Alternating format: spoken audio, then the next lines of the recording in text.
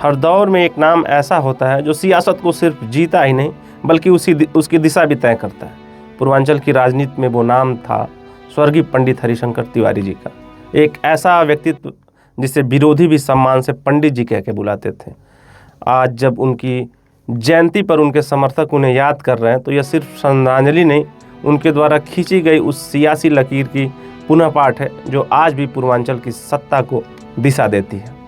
आइए जानते हैं उस चर्चित चेहरे की कहानी जो एक गांव से उठा और सत्ता का सबसे बड़ा समीकरण तय करने वाला साधक बन गया।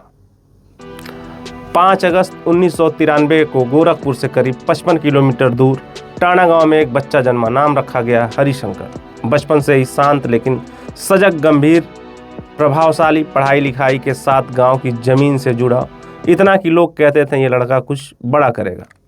इंटर की पढ़ाई बड़हलगंज से करने के बाद हरिशंकर तिवारी जी गोरखपुर विश्वविद्यालय पहुंचे। ये वही समय था जब देश में जयप्रकाश नारायण का आंदोलन जोरों पर था। छात्र आंदोलित थे, युवा क्रांति के नारे लगा रहे थे, छात्र संघ राजनीति अपने उबाल पर थी और यहीं से पंडित जी की असली राजनीतिक पाठशाला शुरू हुई। यूनिवर्सिटी में उनका आमना सामना हुआ बलवंत सिंह और फिर वीरेंद्र प्रताप शाही से। ठाकुर ब्राह्मण ध्रुवीकरण ने पूर्वांचल की राजनीति को 2 गुटों में बांट दिया। ब्राह्मण युवाओं ने अपना नेता चुना हरिशंकर तिवारी जी को। गुटबाजी ने उन्हें जमीनी नेता बनाया। उनके नाम से भीड़ जुटने लगी, विरोधी सतर्क होने लगे। पढ़ाई पूरी करने के बाद उन्हें राजनीति की जमीन से जोड़ने के लिए व्यावसायिक मोर्चा संभाला। तय बाजारी हो, बस स्टैंड या रेलवे टेंडर, हर जगह उन्होंने अपनी साख और पकड़ बनाई। उनके साथ नौजवानों की पूरी फौज थी जो गोरखपुर से देवरिया और बलिया तक पंडित जी की आवाज़ बन चुकी थी। उन पर अपहरण, हत्या की साजिश, सरकारी काम में बाधा जैसे 20 से ज़्यादा संगीन मामले दर्ज हुए, लेकिन कोई साक्ष्य नहीं मिला, कोई गवाह नहीं टिका। अदालत ने हर बार उन्हें बरी किया और जनता की नज़रों में उनका कद और बढ़ गया। सामर्थ्यवान नेता की छवि बन चुकी थी पंडित जी की। गोरखपुर का हाथा सिर्फ एक मकान नहीं, सियासी फैसला लेने की चौपाल था। वहाँ से जो तय होता वही पूर्वांचल की सियासत की दिशा बनता।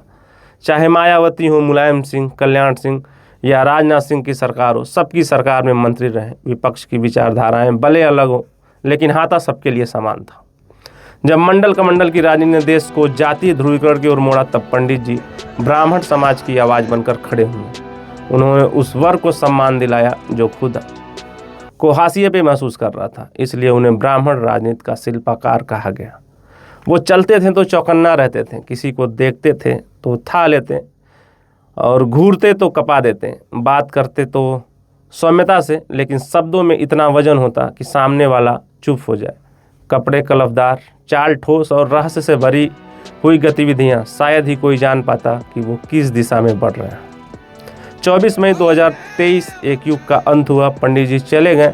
ये सिर्फ शब्द नहीं थे, ये पूर्वांचल की आत्मा का मौन हो जाना था। उन अंतिम यात्रा में उमड़ा जनसैलाब बताता है कि ये नेता सिर्फ विधायक नहीं थे, ये भरोसे की सबसे बड़ी राजनीतिक इकाई थी।